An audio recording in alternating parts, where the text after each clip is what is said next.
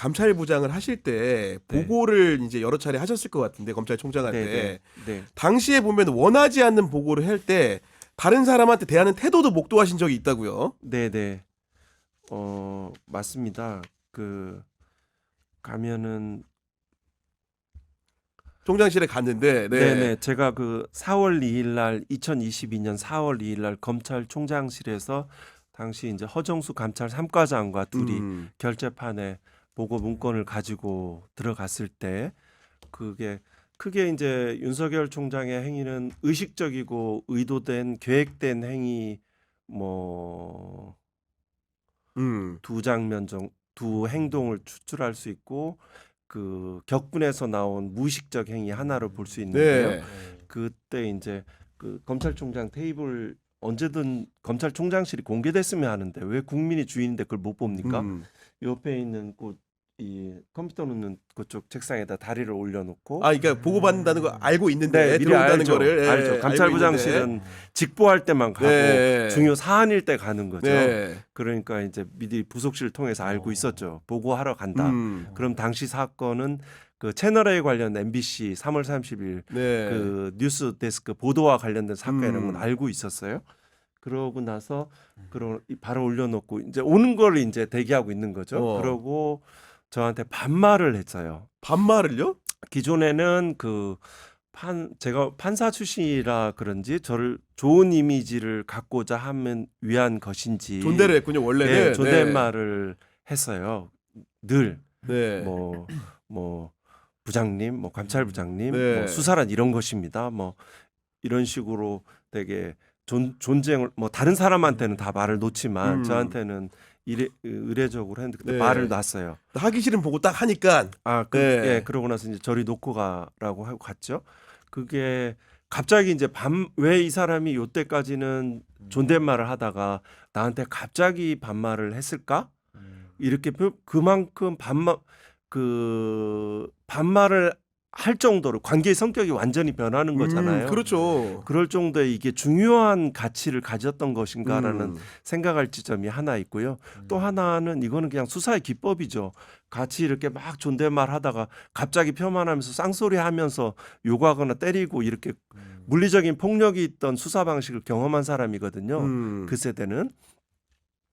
이렇게 하면 그 상대방이 얼마나 당황하겠어요. 그렇죠. 예. 그래서 자백도 거죠. 받고 제압하는 거죠. 그런 방식을 사용해서 의도적으로 했는데 제가 거기에서 그러면 이제 보고가 안 된 거잖아요. 그 순간은 되게 머리가 차가워지더라고요. 제가 이거는 보고 안 된 것이다. 보통의 사람은 거기서 막 쌍소리 듣고 욕하고 그러면 보고 못 하고 가겠죠. 그렇죠. 네. 검찰 조직의 높은 차장 검사도 그러고 다 그 지점의 지점들은 그 단계에서 다 끝나요.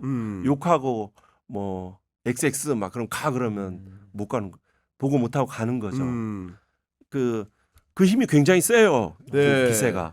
그러면은 그런데 그렇지 않다. 이 보고서를 보라 이러면서 이렇게 하면서 이래서 이래저래서 한동훈이죠. 이렇게 해서 공무상 비밀 누설 행위도 있고 품위주의 위반이니까 필요한 이제 감찰을 이렇게 하겠고 뭐 제보자도 조사하겠고 당시에 이제 제일 중요한 게 휴대폰이니까요. 휴대폰 이미 제출을 받고 뭐 이미 제출을 불응하면 압수수색을 영장을 하겠다. 우리 수사로 전환할 수 있거든요. 네. 그렇게 하니까 그때 자기도 모르게 자리에서 이제 일어나서 격분해서 저한테 다가왔어요. 질투한 기세로. 물리적으로 일어나서. 네, 그거는 흥분된 상태에서 네. 무의식적인 행동이에요. 앞에 것들은 계획된 의도적인 행위고. 그렇죠. 이제 이게 돌발적으로. 역으로 돌발적으로 나오고 이제 씩씩거리는 거죠. 그러고 나서 반달곰 비슷하겠다. 반달곰 비슷하게. 네, 예를 들자면 네, 이종찬 그때 회장님도 곰의 비유했잖아요. 그러니까 네. 네, 그럼 이제 와. 그래서 이제 뭐 구체적으로 저는 이제 먼저 치면 나는 어떤 타격점을 가질까 이런 까지도 생각할 정도였는데요. 야. 그러고서 이제 갔죠. 이제 뭐 다시 또 안 떼요. 근데 그런 지점들은 이제 생각을 해보면 무엇이 그렇게 중요했을까? 그러면 이 사람은 결국 같이 자기 정권을 가져가는 유력한 자기 뭐 쌍둥이 뭐 의학적으로 쌍둥이 같은 형제인 네. 한동훈을 사살하라고 뭐 나중에 증거에 따라서 입증돼야 되겠지만 한동훈 사살 계획이 상당히 더 신빙성 높은 것으로 지금 얘기되고 있잖아요. 어떻게 한동훈까지 사살할 정도의 사람이거든요. 사살하고 뭐 그걸 한동훈이 얘기했는지 김건희가 얘기했는지 뭐 독자적인 언층에서 독자적인 계획인지를 살펴봐야 되겠지만 그럴 사람인데 그러니까 누군가를 위해서 그 의리를 위해서 할 사람은 아닌 거예요. 그 자기 문제인 거죠. 네. 고발 사주처럼 이 관련해서 채널A 사건 그 범죄 정보 내지는 아까 검은 유착이라고 했는데 검찰과 의사의 합동 그 범죄 수집, 범죄 정보 수집 활동, 내사, 수사, 널 광의의 수사 이런 활동을 같이 한 거죠. 네. 그 과정에서 보고받고 지시하던 이었고 그 안에 한동훈의 휴대폰에는 고발 사주 관련되는 내용들이 담겨 있었겠죠. 그렇기 자기의 때문에 관련성이. 그러니까 그때는 두려워했어요. 근데 지금 이제 한동훈에 대해서 이렇게 박하게 하는 걸 보면 지금 우리 변호사님 말씀하신 이거잖아요. 당시에도 한동훈 사건으로 외면상 보이지만 그 안에는 내 문제가 있었기 때문에 그가 이렇게 그런 반응을 보인 것이다. 네. 그렇게 해석이 된다는 거죠 지금. 네.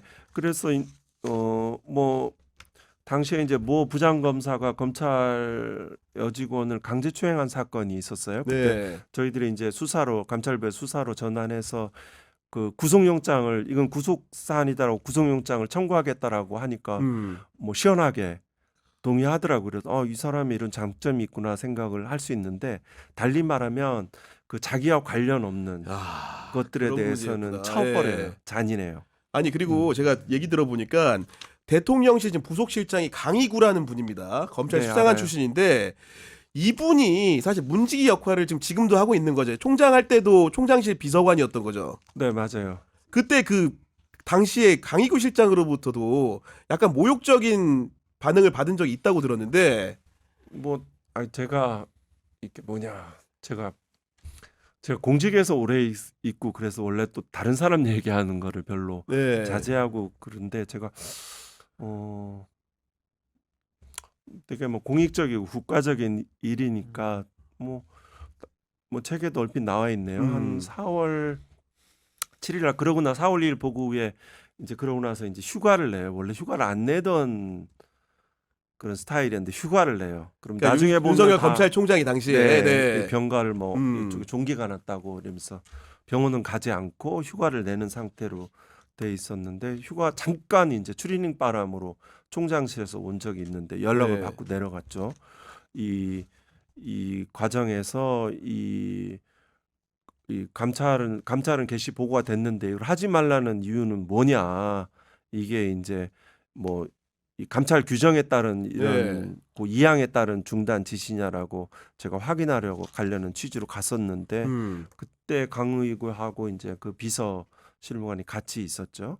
그때 굉장히 적대적인 반응을 저에게 보였어요. 그러고 나서 이제 다시 제 방에 오라고 해서 이제 네. 어떻게 된 거냐라고 이제 뭐 나름대로 이제 그 해명을 듣고 근데 그 후로 이제 다시 쭉 이어지고 징계 국면도 들어가고 다시 복귀하고 그다음에는 뭐 제가 먼저 인사해도 그냥 외면하고 아 진짜요? 그런 관계들 아니 됐죠. 왜냐면은 강희구 부속실장이 실제로 국회에 출석해서 가지고도 태도들을 보면은 국회의원들을 대하는 태도가 약간 이렇게 그 마뜩지 않은 부분들이 좀 많지 않습니까? 실제로 보면은. 예. 그러니까 뭐 그나물의 그 밥일 수도 있는 건데 뭐 어찌됐든 간에 당시에 이제 검찰 조직 내에서부터 이제 그랬던 좀 무례하고 굉장히 권력을 등에 업고 상당히 좀 무례한 행동들을 많이 했던 것으로 지금 이해가 되거든요. 그러니까 이게 저는 아까 그 다리 올린 거 전 거기서 뭐가 떠올랐냐면은 이 습관이구나. 무슨 뭐 다리에 뭐 혈액 순환이 안 되는 건지 왜 이렇게 그 윤석열 차 탔을 때도 다리 올려가지고 그때 아주 난리가 났던 적이 있는데 신발 신고. 맞아 그 KTX였나요? 그러니까요. 예. 예, 그러니까 무궁화호 열차에. 그러니까 무궁화호, 예. 이게 이렇게 하나를 보면 열을 한다는 게 정말 뭐 일반화 오류를 제가 음. 저지르자는 게 아니라 그냥 이게 좀 상상이 되고 그려져요. 그래서 아까 부장님 말씀하신 그런 뭐 하급 직원들의 그런 무례함까지도 좀 어떤 현장에서 어떤 식으로 이루어졌을지가 좀 그려지는 그런 느낌을 좀 받았어요. 아주 초창기에 이제 그 안타까움들은 이런 생각도 가졌어요. 되게 이제 그 강의구 그 지금 무슨 부속실장, 대통령실의 네. 부속실장은 그 나름대로 범정으로서 이제 범죄 정보 쪽으로 이제 수집하는, 특화된 네. 사람으로서 상당히 많은 실적도 내고 뭐 여의도 같은 데도 많이 되고 좀 드나들면서, 좋게 네. 기억하는 사람도 좀 있더라고요. 유능하다는 점이 음. 측면에서. 그런데 이제 그런 사람들을 뭐 저의 기준으로 또 어떤 국민 일반의 감정이나 기준에 의하면 이렇게 어떤 오만함들 또 내지는 오염되는 것들 어떤 그렇게 하는 그 가장 역대 총장 중 가장 그런 지점들 법을 가장 안 지키는 네. 특활비를 가장 사적으로 쓰는 듯한 외관을 보인 이래서 후배 검사들에게 이런 아주 안 좋은 의미의 롤 모델과 초법적인 법 위에 있다는 인식을 강화시켜준 아주 국회에서 답변 태도도 역시 마찬가지고요. 네. 여러 가지 사회 전반에 있어서 오염을 시킨 음. 이런 아니 그리고 한 번은 총장 집무실에 갔더니 운동복 차림으로 이제 만났다고 했는데 제가 그 얘기를 왜 들으냐면은 지금 대통령이 된 다음 이후에도 출퇴근 시간이 문제가 많이 되고 있어요. 그러다 보니까 총장이 근무 시간에 운동복을 입고 있을 수 있는 거죠 여쭤보는 겁니다 지금. 당시에는 제가 이제 4월 그때 이제 4월 7일, 8일 그때 검찰총장실에서 2020년 잠깐 오전에 네. 그 출근할 때 추리닝 바람으로 있었어요. 왜냐 그 검찰총장에 대한 많은 국민들의 어떤 신화 같은 게 있잖아요. 공정과 정의의 화신인 양 거기는 뭔가 탁 이렇게 영화 속에 나오는 이미지인데 어떻게 대한민국 검찰총장실에 추리닝 바람으로 오나 저는 굉장히 트레이닝 바람으로 오나 그 장면이 굉장히 낯설고 생경했어요. 그런 이제 뭐 대검에 근무할 때는 아침에 늘 기자들이 사진 기자들이 그 앞에 출입 기다리고 지하 있죠. 쪽에 기다리고 맞아요. 있었잖아요. 네. 그러니까 출근 시간은 지킬 수밖에 없는 상황이었겠죠. 그리고 큰 대별점이 뭐냐면 크게 이제 원래는 네. 말씀하셔도 됩니다. 네. 제가 좀 말이 좀 느려서 좀 어떨까 천천히 하시면 됩니다. 괜찮습니다. 네. 네. 그 보통 이제 특수부장 정도에서 그쳤어야 되는 사람이다. 뭐 더 뭐 그 정도 그릇이 아니지 않냐라고 평하는 내부자의 말 여러 차례 들은 적이 있어요. 아 그렇군요. 네, 네. 그래서 특수부의 마태웅 정도이지 어떻게 거기까지 갔나 이렇게 생각하는 우려하는 사람들이 있었는데요.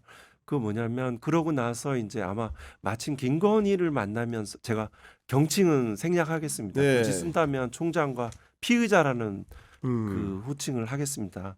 그 당시에 이제 피의자 김건희를 만나면서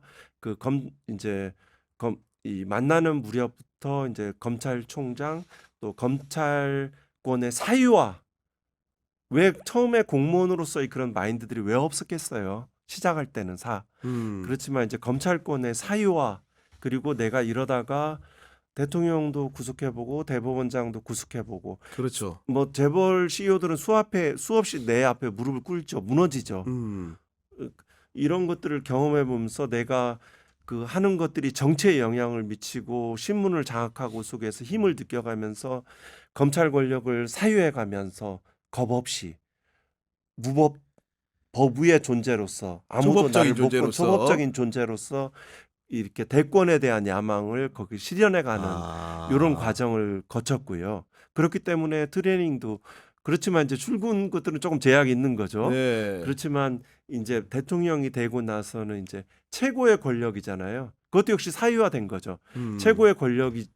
최고의 권력을 사유해 가면서 마침내 이제 계엄과 포고령이라는 이런 큰 범죄까지도 이제 나아간 것이 아닐까. 저도 하나 궁금한 게 그 글씨를 읽나요? 그러니까 글을 아나요? 그러니까 예를 들어 보고서를 이렇게 보고하러 가시면 네. 뭐 일거를 보나요? 글씨를? 관심이 있어요? 제가 왜 이런 의심을 하냐면 네네. 뭐 대통령실 우리가 안에 집무실 여러 번 봤잖아요. 종이 한 장이 늘 없어요. 그러니까 더 벅스 스탑 히어만 있고 막 입주한 리모델링 무슨 하우스 같거든요. 그러니까 네네. 보통 집무실 그러면 뭐 저도 제 책상 좀 더럽겠습니다만은 뭐가 일한 사람은 자국이 안 묻을 수가 없어요. 어지러져 있기 때문에 어지러져 보통은, 있죠. 뭐 명함이 있든 뭐가 있든 뭐 이렇게 어지러져 있기 마련인데 이건 뭐 방금 입주한 것처럼 늘 깨끗하고 과거에 후보시절에도 뭐 사진 찍을 때 막 백지 들고 찍고 막 이랬 적이 있거든요. 그러니까 네. 도대체 이 집안이 그때 그 김건희 씨와 같이 뭐 책도 버리고 막 이러잖아요. 그러니까 활자를 읽긴 읽느냐 업무적으로. 저 그런 거 궁금해가지고. 그 책을 뭐 잘 버린 안 것도 읽는 있으니까. 것은 변론으로 하고 보고서라도. 업무 관련 보고서를 잘 읽느냐. 읽어요? 읽긴 읽나요? 그러면 보통은 이 검찰은 아주 한 장짜리 보고서 네, 원페이퍼로. 페이퍼. 네. 두 장짜리 페이퍼 네. 작성 능력이 뛰어나요. 간결하게. 네. 뭐 올드하지만 네. 그렇게 하기 때문에 대체로는 다 믿는 신복들이잖아요. 윤사단이잖아요. 네. 그러면 이제 갖다 주면 그냥 바로 즉석에서 결정이 돼요. 알아서 해, 알아서 해. 알아서 해. 예, 이렇게 해서 뭐 특별히 보고서는 뭐 읽을 필요가 없지요. 그러고 나서 이제 뭐 위험한 근데 이제 관심 있는 사건들이 있잖아요. 그런 거는 이례적으로 피의자 신문 조서까지 가져라고 하죠. 관심 있을 때는. 관심 있는 특정 사건들에 대해서는. 그렇군요. 그리고 네. 왜 보고하지 않느냐고. 관심 있는 것만. 예. 그렇게 그 관심의 기준을 선택하는 것이 되게 합리적이지 않아요. 그 보통의 일반적인 특수부 검사들 이른바 합리적인 특수부 검사가 보기에도 이례적인 결정들을 해요. 대표적인 게 코로나19 때 신천지 압수수색에 대해서 굉장히 주저하는 거. 또 그 원전 사건에 대해서 구속영장 청구하는 거. 지금 다 무죄로 다 됐잖아요. 네. 여러 가지 반대 의견들이 있는데 그거를 뭐 컴퓨터 뭐 이렇게 뭐죠 주거침 이런 거 좀 껴붙여서 굉장히 죄질이 안구처럼 제 나쁜 표현이 좀 것처럼. 너무 네. 그런가요? 껴붙이 그럼 이제 판사들은 대충 속거든요. 이런 것들을 붙여서 구속영장을 받아내는 구속영장을 다시 번복해서 결정하는 장면. 네. 뭐 여러 가지 뭐 지금 뭐 퇴근하고 나면 결정이 달라진다는 표현들이 있잖아요. 내지는 김학의 동영상 어떻게 그런 걸 다시 수사를 하나라는 것들이 되게 비합리적인 결정들이 일어나는 지점들이 있어요. 네. 아니 그리고 함께 근무하면서 워낙 그 이 정부 둘러싼 무속이라는 얘기가 많기 때문에 그 검찰총장으로 윤석열을 만나면서 무속이라는 걸 좀 느끼거나 주변인들부터 접한 적이 좀 있습니까? 그런 키워드가 떠오르게 되는. 그 둘러싼 이런 말들이 있었어요. 그 저는 뭐 아무래도 좀 감찰 부서에 있으니까 이리저리 또 이게 그 정보 관련 이제 수사관들을 이제 여러 개 팀을 복수의 팀을 운영하니까 네. 또 보고되는 것들도 있고요. 뭐 제한적인 범위 내지만 그러면은 뭐 강릉의 심도사 내지는 뭐 여기 검찰총장 퇴직 시점을 보고 있다. 지금은 아니어서 좀 언제 갈 거다.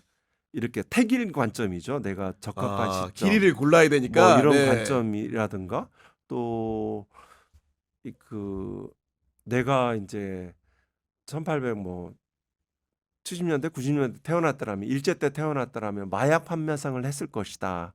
뭐 이거는 자기의 말이 아니거든요. 자기가 자기의 전생에 관한 일금이잖아요.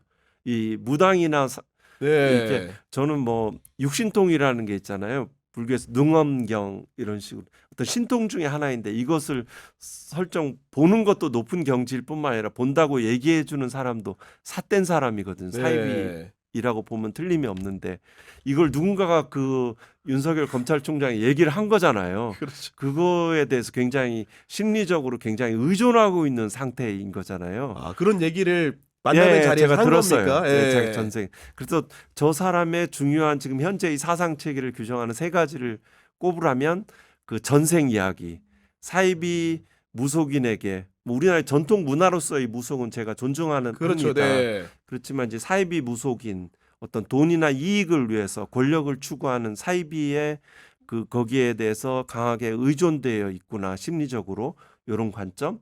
또 빨갱이 공안적 시각, 낡은 반공 이데올로기에 사로잡혀 있구나. 그 다음에 아까 그 쿠데타 네. 이런 것들이 있고 그 무속은 어떤 거냐면 어떻게 연결되냐면 제가 같은 아파트에 살아요. 살게 되었어요. 네네. 심지어 같은 동이라고 제가 들었습니다. 네, 네. 네. 이제 거긴 저층부고 저는 이제 고층부인데 네.